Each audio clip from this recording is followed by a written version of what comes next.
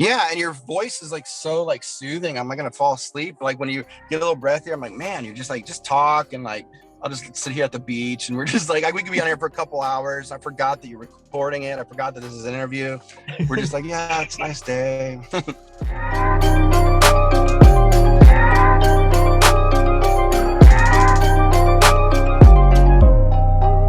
Hi, my name is Ali, and I'm joined by Angels Airwaves Tom DeLonge for the latest in our NMEs In Conversation series. Hey Tom, how is everything? Everything is good. Thanks for having me. Well, for me, it's morning. I'm not sure what time it is for you, but I'm parked here at the beach. I do a lot of like interviews and stuff parked at the ocean.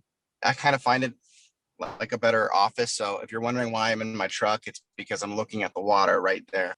Amazing. And you're a busy guy. There's a lot going on, so let's dive in. The big news: LIFEFORMS is coming out in a few months. I mean, what can you sort of tell us about it? What can people expect? Well, we haven't done a full length album in a handful of years. I think someone was like 6 years or something. We put out music since, but the album's obviously it's a deeper dive and you're really trying to craft something special and you're trying to make it worth people's attention because a lot of times bands are putting out just a song at a time. So why do an album unless you're really trying to do something special and really trying to work hard to create kind of a hallmark for where you're at in your career. So that's kind of where I'm at with this. Was I worked really hard on it, and it's a really diverse album. The songs are all radically different from each other, but it really is kind of a culmination of all the different things I've been doing musically over my career. We have a movie coming out called Monsters of California, and this is like a companion piece to that. And so the entire project is kind of like a few steps up from when I did one called Love years ago, where it had like it was an art house picture, but mixed with the double album and stuff. And that was kind of like the beginnings of me getting into some of this stuff. And so I'm excited for people to experience it. Yeah, because I think based on like the tracks we've heard so far, it does kind of feel like more urgent than perhaps kind of the slow kind of burning space prog rock of kind of previous records. Yeah, it's got those. I'm always gonna have like songs that I tend to always have songs that build and have, we craft different layers and it makes it, I like progressive modern rock versions of the bands I grew up listening to. So you're going to hear elements of punk and new wave, in my stuff. And I just kind of package it up in the way I try my best to do it in a way that is, challenges me every time to go out of my comfort zone and so on. So, yeah, I just think people are going to hear old Angels. They're going to hear rock stuff, punk stuff. They're going to hear a lot of different things. Amazing. And where did that kind of come from? Because it does kind of feel like there's a real hunger for kind of guitars in music again at the moment.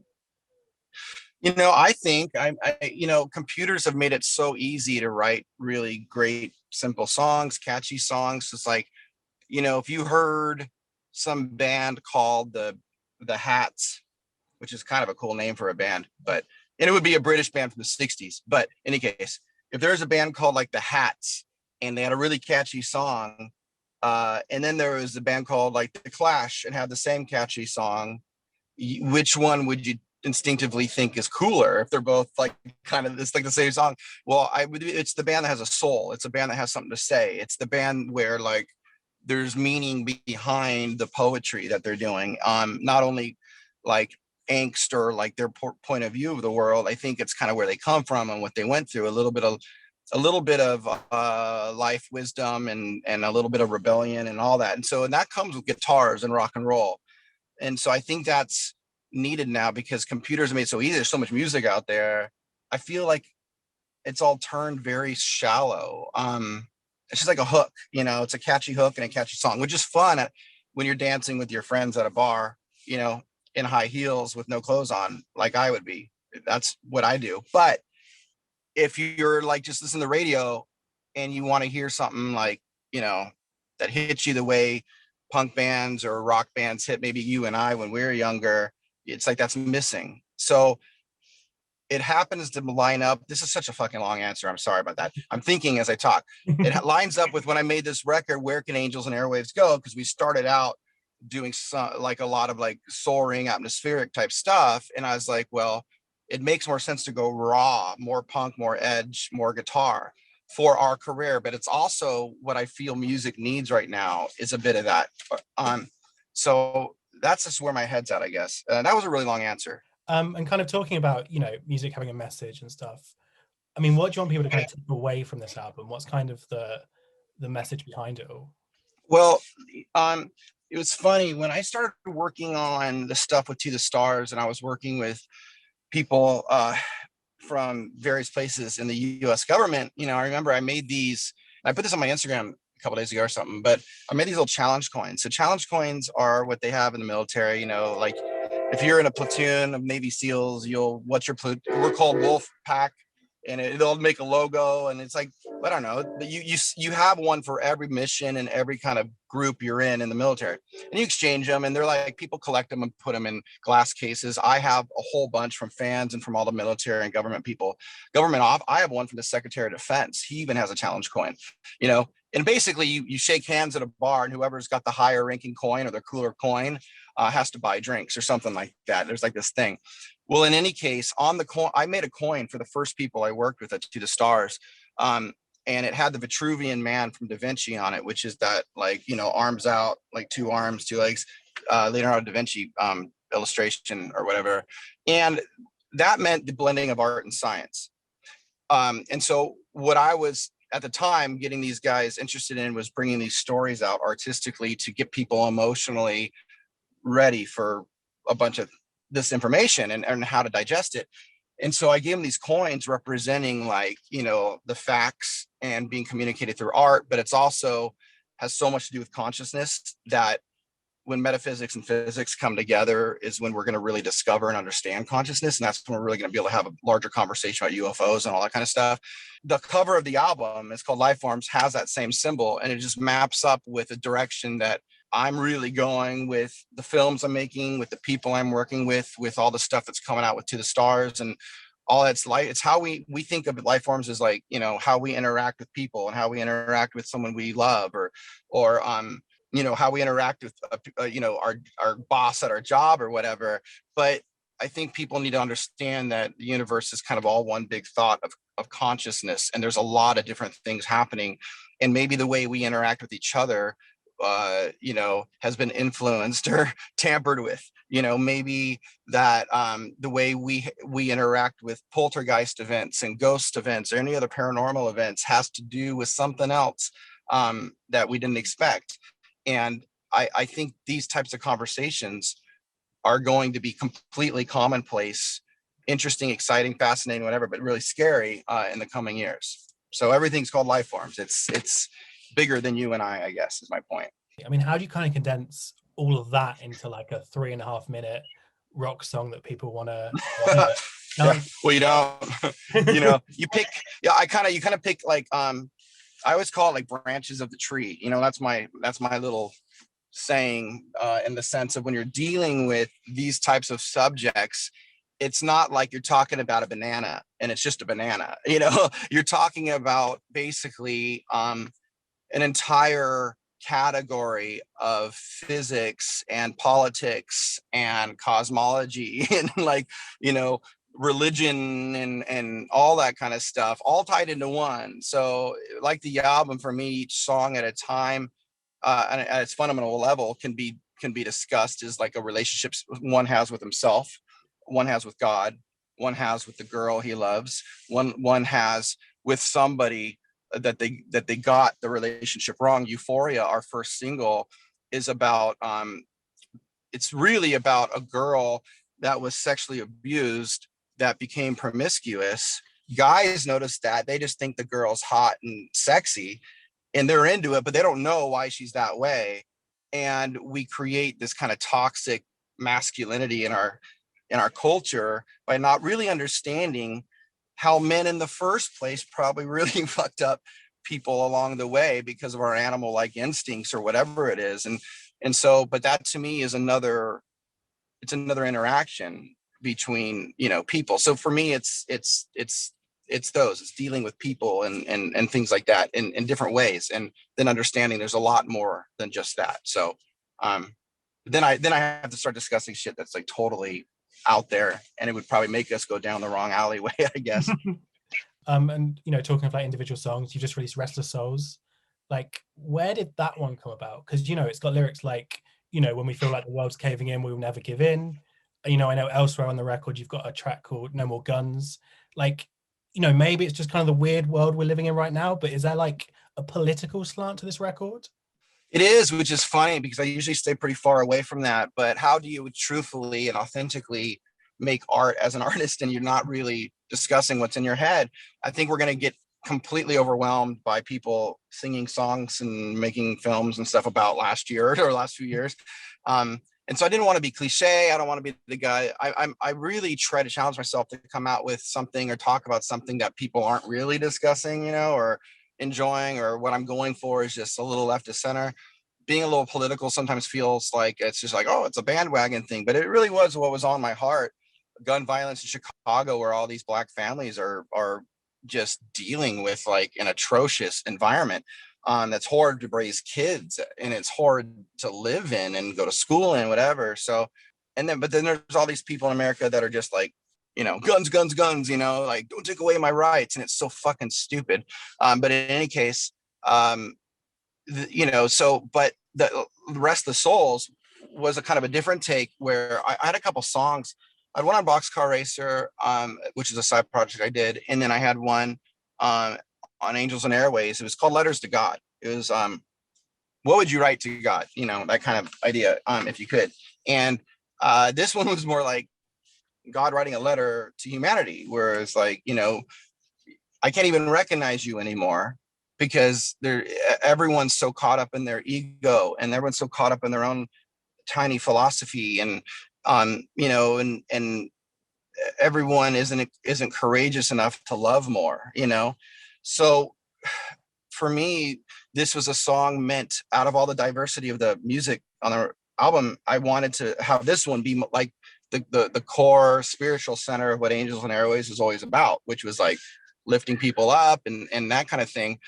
But it's also just a reference to like, it's almost like God's just like, you're complaining, take the reins or step aside, as one of the lyrics in it, because I think we have to love more to be loved, I guess. Everyone, I mean, every single thing here on earth that's happening is because of love or the lack of it. So I don't know, that was my thinking on the song. Yeah, because it sounds like quite not a conceptual album, but there's clearly like a lot of consideration got into it. And the first single came out 2019, I think, Rebel Girl. Like, has the vision for the record changed much over the past 2 years? No, it's actually been the same, and it's been the same songs working on it the entire time. I don't work on like 100 songs and just pick my 10 best. Yeah. I mean, and I always go like, fuck, anybody can do that. Like, I can write 90 really shitty songs right now. Do you want me to? I'll try it. But I'm not turning down anybody or cutting down anybody else's process. I mean, what do I know? I only know barely what I know. But so I had the same batch of songs. I just kept working on to get them as good as they could be. But I don't record all day. We used to record like 12 to 12 every day, even for like 9 months straight or some shit. Now I'm like 3.5 to 4 hours, 3 days a week, so it's kind of, my albums, I've been recording this record for 37 years. So I'm excited for you guys to hear it, And when was it kind of finally finished?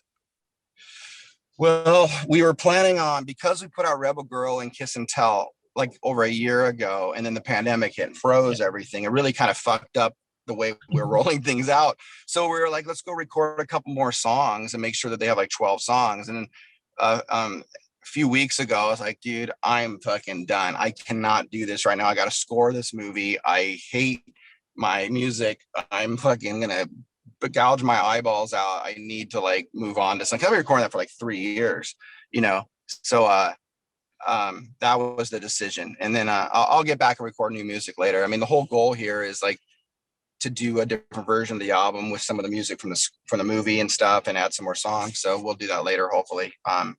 So we still got big plans. We got big ambitions. So you haven't been sat on it that long at all then, really, like in terms of having a finished album sort of sat on your shoulder? Yeah, no, this is it's funny, like, yeah, I mean, even when I was finishing in last week's, I was booking like music videos to go. I'm like, oh, let's go do this, let's go do this. Like, just I was just full ADHD guy, like I always am, but it has not been done sitting on a shelf or something like that. I don't work that way. You have to like fucking put a gun to my head and say, deliver this thing right now, and all right, fine, I'm done, so. And then also kind of before lockdown, obviously you played your first kind of live shows as Angels and Airwaves in like 7 years or something. Like, had you realized how much you missed playing live? Yeah, I mean, yeah, it's just I'm not good with transitions, like on the road or off the road, or like I tour, or I don't tour, whatever. Like, so it took me a minute to transition, and then I was there and I was like, oh yeah, this is who I am. I forgot. Like, I do this for a living. It's hard. Well, and we got like Lollapalooza coming up. Like, we haven't played in like a year and something, and gonna walk out in front of like 60,000 people. Fucking, that's like scary. I don't, it's like, it would be one thing if we're playing like all the time, but we're not. So it's funny. Like, I know I've done that a million times, but I don't know. We all get like into our own zone. I'm at the beach right now. I got coffee and stuff, and I'm, reading books about UFOs and stuff. Someone taps you on the shoulder. Oh, you got to go walk on stage and be an acrobat in front of all these people that are judging you. If you'll indulge me, Take Off Your Pants and Jacket turned 20 a few weeks ago.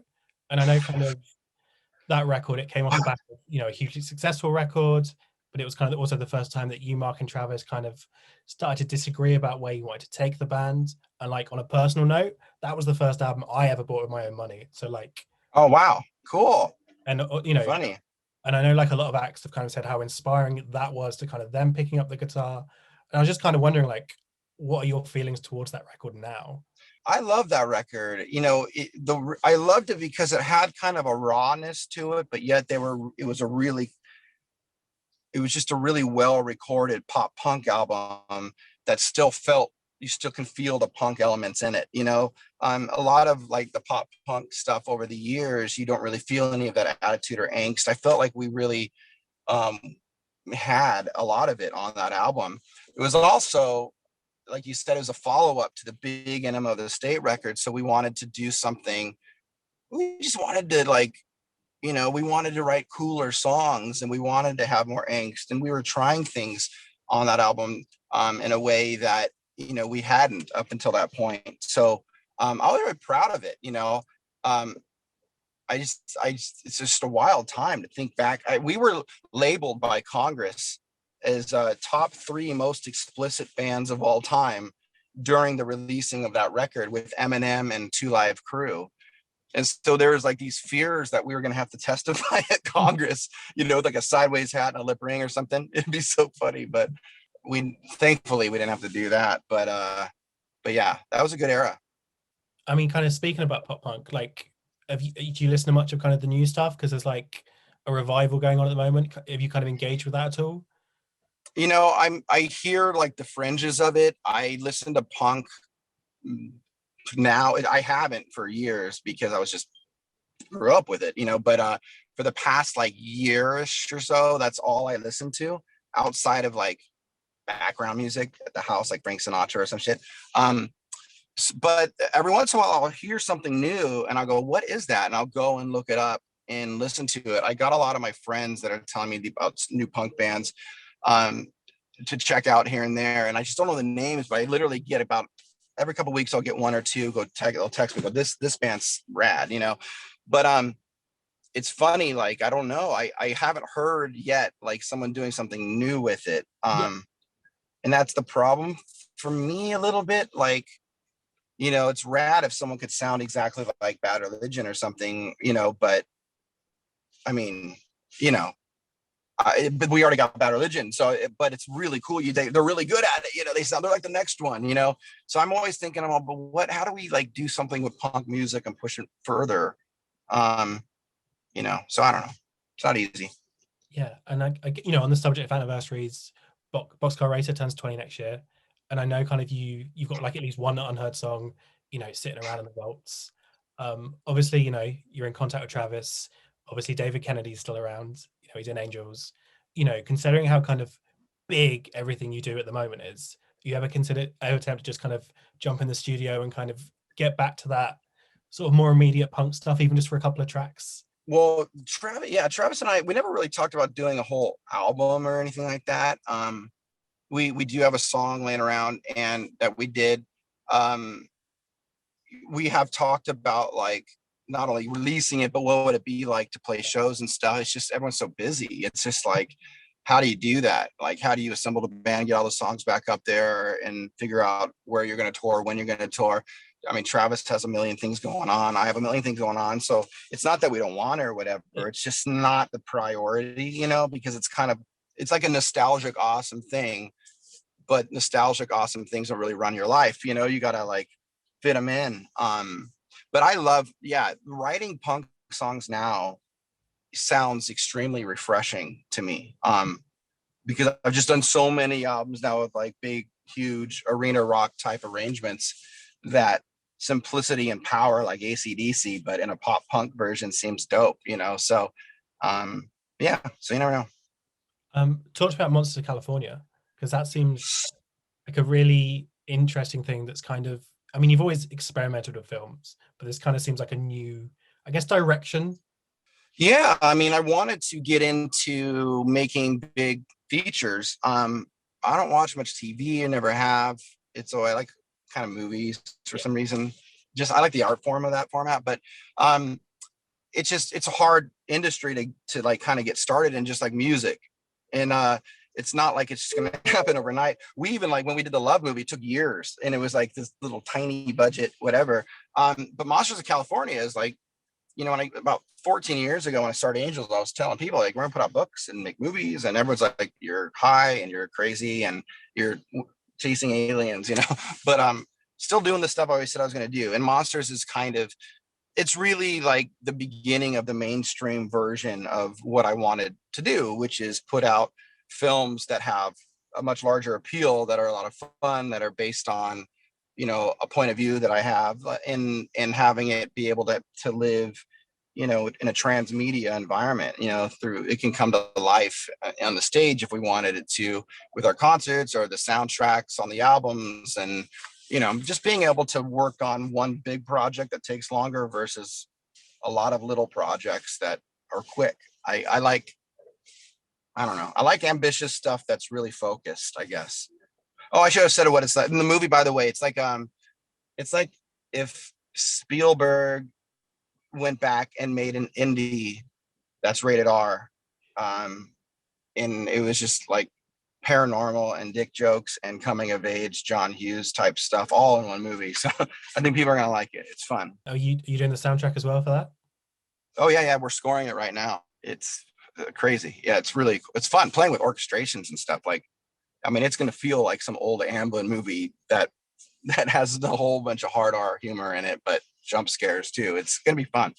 Yeah, has it been fun kind of experimenting with a new media and kind of getting involved in, I guess, directing and kind of scoring stuff? Yeah, I mean, it's because it's so complicated. Like, you know, you have an you have a room and there's nothing in the room, and it's supposed to be an office that's overflowing with paper. So you got like every paper, every picture, everything in that room has to be designed to make it look like an office.